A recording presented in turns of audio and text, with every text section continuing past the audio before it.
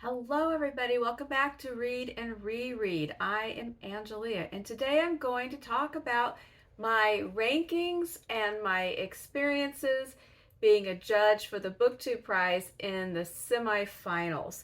This video is going to be a teeny bit stale because I was out of town when the momentous day of August 1st occurred, which was the BookTube finalists and the Booker long list announcement. I actually saw most of those things en route while I was traveling.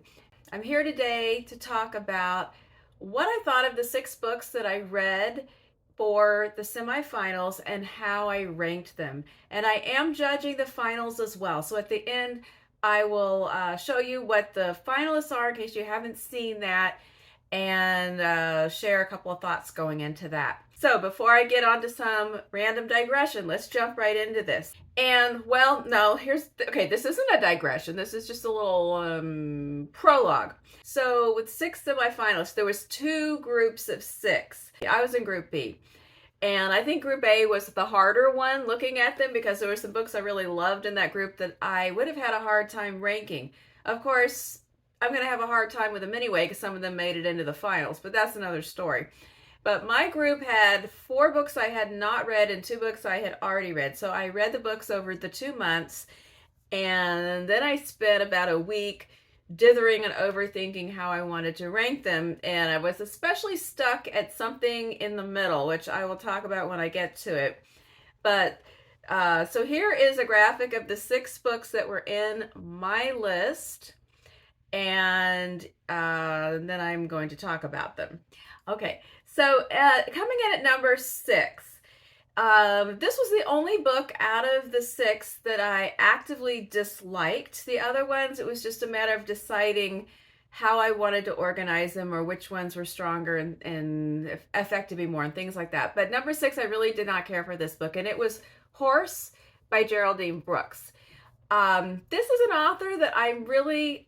Okay, there's several things going against Geraldine Brooks. I'm just not really into this author. Her books, I know she is well regarded. She has had books on various award lists, long lists, short lists, winners, whatever.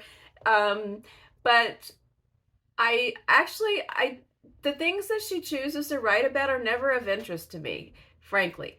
But because this is my task to read this book, I thought, well, I'm perfectly happy to be surprised and love this book. But sadly, that is not what occurred. So I checked the book out from the library, and the first thing that happened was that I was turned off by the fact that part of the story was about horse racing. I despise horse racing. It makes me anxious. It makes me tense. I feel bad for the horses. I think that they are not well treated. I don't like the culture of the horse racing, the owners and all. I just don't like anything about it. So seeing that part of it was about 19th century horse breeders and racers, I thought, oh, but okay, I still, maybe it's really good, who knows. So basically here, there's 2 time periods in the book. And when I tell you what the book's about, it sounds better than it actually is, sadly. I went through a period with a glimmer of hope, and then it was dashed. But anyway, so there's a 19th century story about a family that has these race horses, and the man who's in charge of training the horses and caring for them was formerly enslaved, but he still works for them. And then he has a son who is still enslaved that he is supposedly saving up to buy his freedom.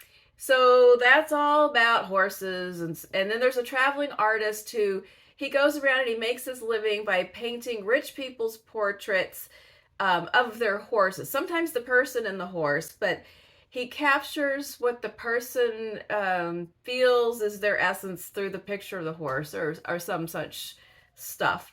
And so there's a couple of paintings that are important in the story.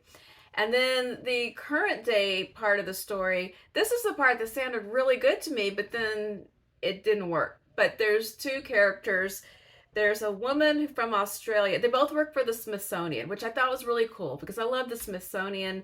I love Washington, D.C. So there's a woman who works for the Smithsonian, and her field is the articulated skeletons of animals. And I thought, well, that's fascinating. She can figure out the puzzle of putting together a set of old bones and making a skeleton out of it that could either be studied by researchers or displayed in the museum. And so she's called in to find some old bones, an old skeleton that has been stored in the archives that some person wants to look at. And then there's a guy who is a Nigerian British guy who's an art historian, and he finds an old horse painting in his neighbor's yard sale. His neighbors are standard stock photo white racist old people that live across the street and always regard him suspiciously. So anyway, so that's the setup. It had some promise, but it really didn't work. It was the current day story. It kept starting to be interesting, and then it went flat. The characters weren't that well developed. They suffered. I didn't like the plot line of what they did to the characters. And then in the story in the past, it was very heavy-handed, broad strokes. There was no nuance there. The people were cardboard. So I didn't feel like any of that was very well developed. Just overwritten telling instead of showing. There were cardboard characters, there was horse racing, and there was needlessly tragic situations and hardships that I just didn't enjoy reading about it. I'm not saying that the story shouldn't have been the way, the plot line should be different necessarily. I just didn't like it. So it got a 6. All right, you know what? If you love this book, I would love to hear a comment about why you did, because I just didn't see how it got this far. I was perplexed. Okay, enough with that. Number 5, Kaikeyi. I've talked about this one before. I have it here. Kaikeyi by Vaishnavi Patel. This book, if you recall my previous experience, I did enjoy this book, but I thought it had some strengths and weaknesses. It is a first-time author, and she has taken the ancient legend of the Ramayana and rewritten it with a feminist perspective. And so it is the tale of Kaikeyi, who grows up as the only daughter amongst many sons in her father's palace. And I really love the early part of the story when she is secretly training with her twin brother to be a warrior, to learn how to ride in the chariots and shoot bows and arrows. And she discovers there's a magical realism element, but it is from folklore. This thing called the Binding Plane, and she finds it on an old scroll in the Library of Scrolls.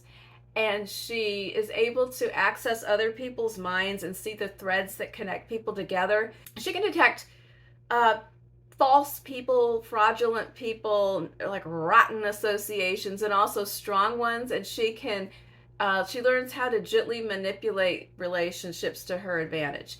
This comes in handy when she gets married off to be the third wife of a person whose name I don't remember. And she has to navigate how to become one of the women in this court, and she decides that she wants to use her position to improve the plight of women. And that part of the story also was interesting. The parts where it suffered to me were overly explained portions, which is kind of a first writer flaw sometimes. Overly long. This book could use some editing. Too many battle scenes, too many repetitive conversations about the same topic. It would slow down and then it would pick up, and it would slow down and then it would pick up. So it was a different kind of book than I usually choose. I enjoy reading it. If you like light fantasy, magic realism, stories based on folklore, then you may enjoy it more than I did. I didn't dislike it. It was okay for me. It was okay. So that was number 5 this time. All right, so coming in at number 4, this one was a battle. I had a real dilemma about number 4 and number 3's placement for a couple of reasons. And ultimately, this was my decision. Number 4 is Trust by Hernan Diaz. This was a book that was one of the co-winners of the Pulitzer Prize this year, along with Barbara Kingsolver's Demon Copperhead.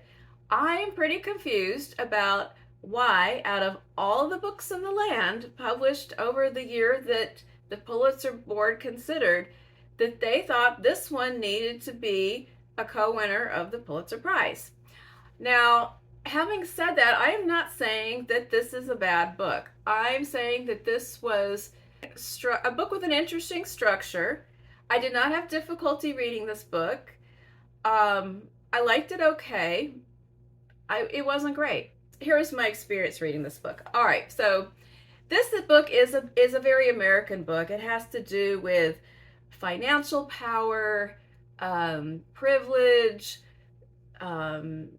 patriarchy, things like this, and it's in 4 sections. The thing that makes the book cool is the risk that he took with the narrative structure, and I did enjoy that, and I appreciated the craft of it, but the book overall was not that compelling and did not affect me emotionally whatsoever. So that's how it ended up in number 4. My final balance between the strengths and weaknesses of the books at 4 and 3 was that one impacted me personally and the other did not. That was the dividing line.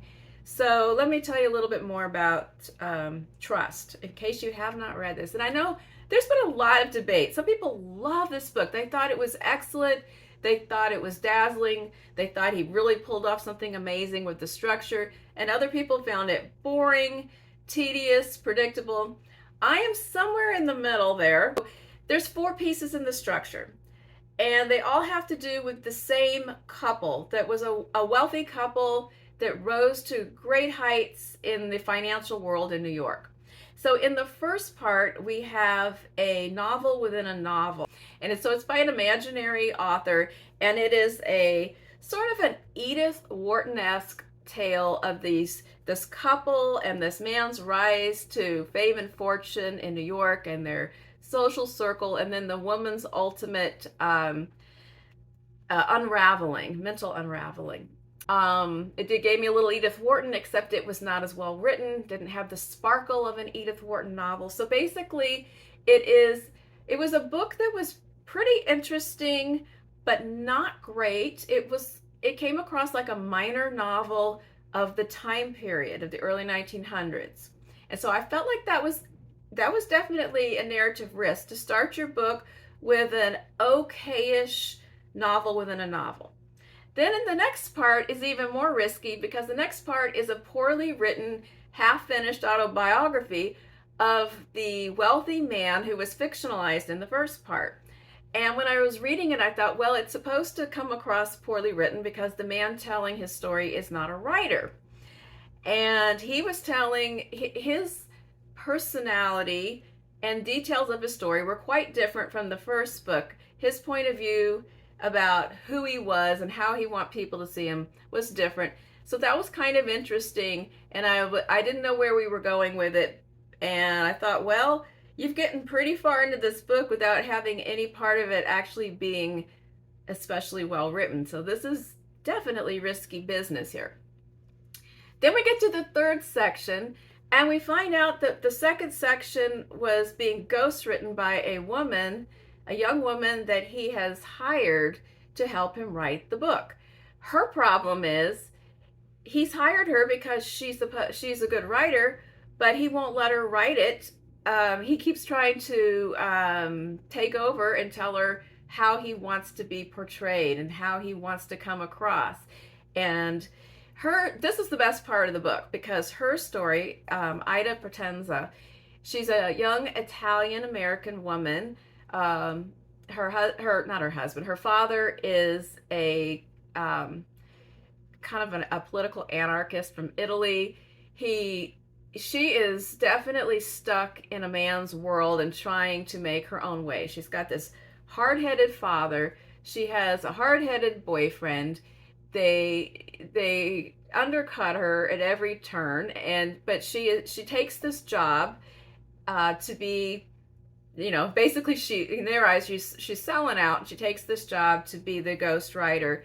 And then we also have a contemporary time where she's an older version of herself, and she goes to that house that he used to live in, and now it's a historical museum and archives. And in the archives, she finds a fragment of the journal of the rich dude's wife, and that's part 4.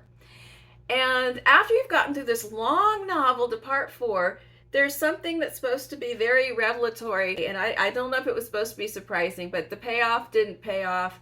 And the whole thing was just kind of like, well, so what? I mean, why is that a surprise?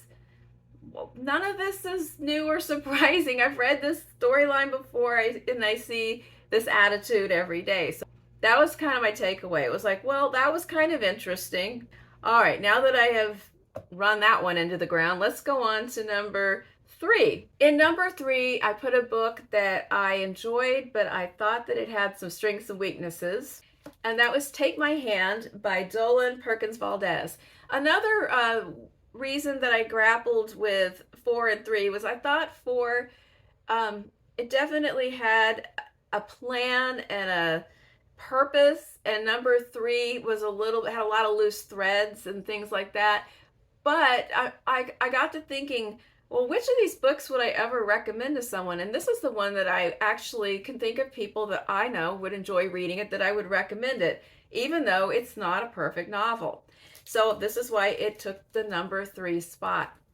Take My Hand is a historical fiction novel. There's a part set in current times and a part set in the 1970s. And it is about a young woman, and her name is Sybil Townsend. And in 1973, she is at her first job just after finishing nursing school, and she gets a job in a women's health clinic I think they're in Montgomery, the Montgomery Family Planning Clinic.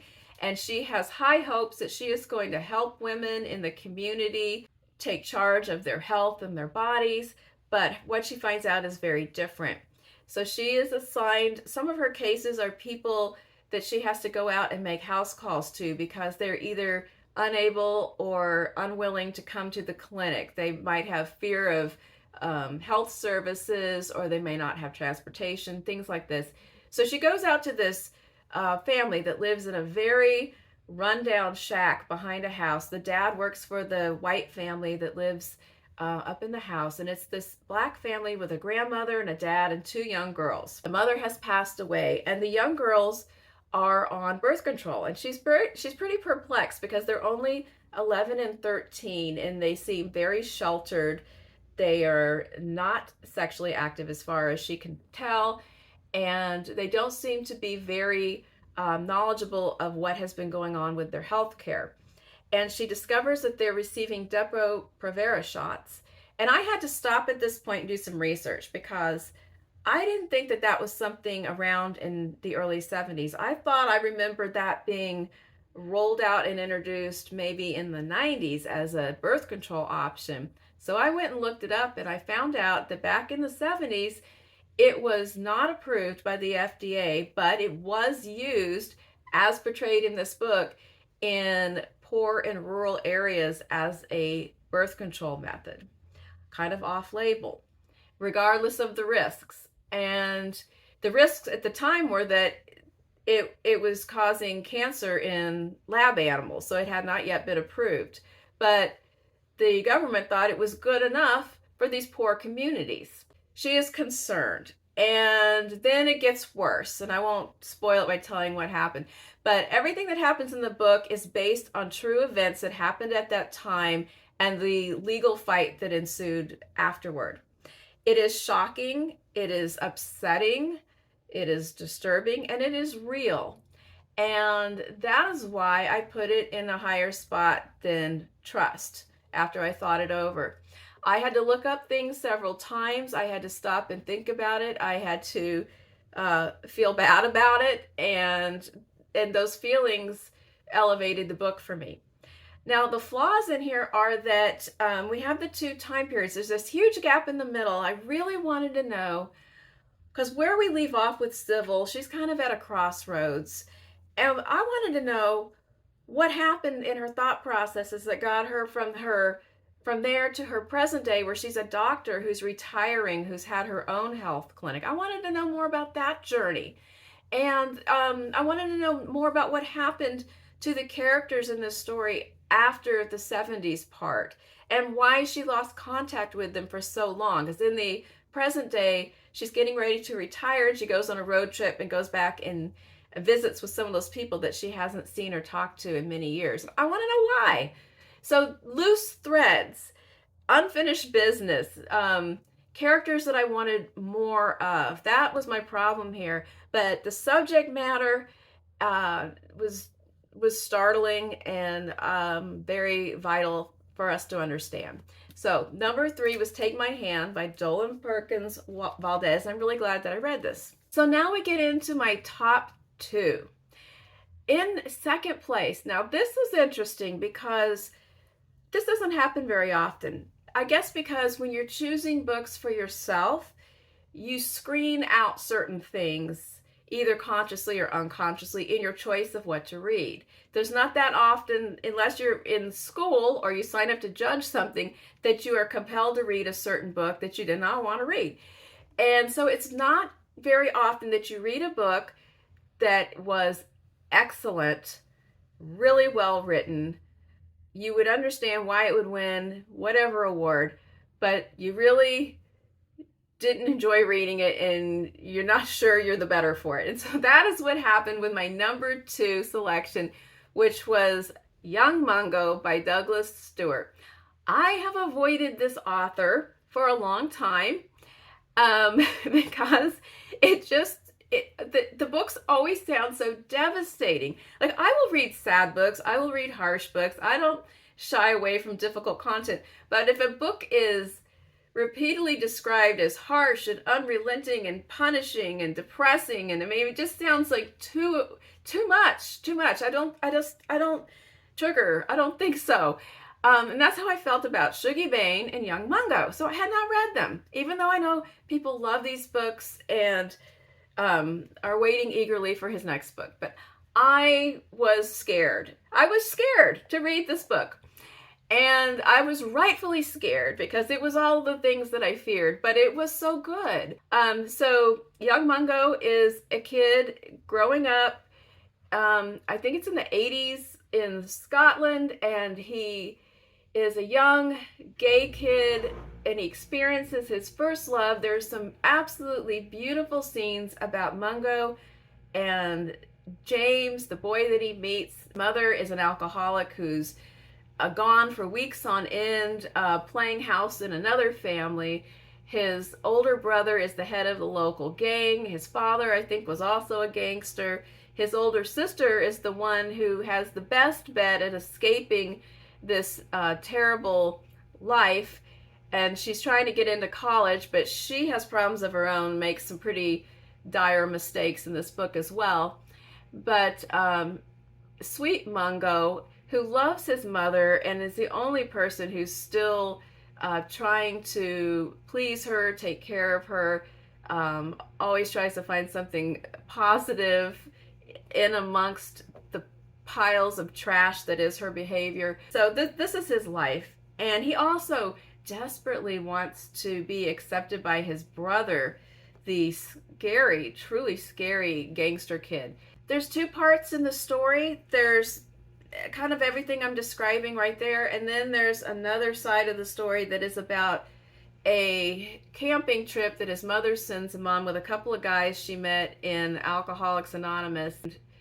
I have seen, after I read the book, I watched some other people's reviews. I avoided them at first so I could make my own opinion, but I watched some other reviews, and several people said, well, you could just take that whole part out and you still have a really compelling story. And so I did think about that, and I think it's true. I think that is the tipping point that takes the book from tough to read to almost unbearable. I do think that the story could have been just as strong and a little more nuanced without that part of the plot. Something that is standing out to me in my memory is a really fantastic scene when Mungo and his brother go joyriding in a stolen car over to the nice part of town, and he realizes that just a couple miles away there's a whole other life being led, and he can pass through it, but he can't really stop. So moments like that in the book really shone. But overall, man, this was harsh. This was hard to read. Let me know how you feel about this book, because I thought it was beautifully written, but boy, it was tough. It was a tough read. All right, so that brings us to number 1. I chose Trespasses by Louise Kennedy. This book was more my style. I really love this book. I think I did talk about it. It was in my last group of rankings too. But this one is set in Ireland in the 1970s, I believe, if I recall. Northern Ireland during the time of the Troubles. A young woman named Cushla, who is a school teacher and works at night in her family bar and tries to take care of her alcoholic mother. And she's Catholic, and she meets a Protestant lawyer named Michael. He is married, he is older, he is not, he should not be available, but they fall in love, have an affair, and there are tragic reverberations.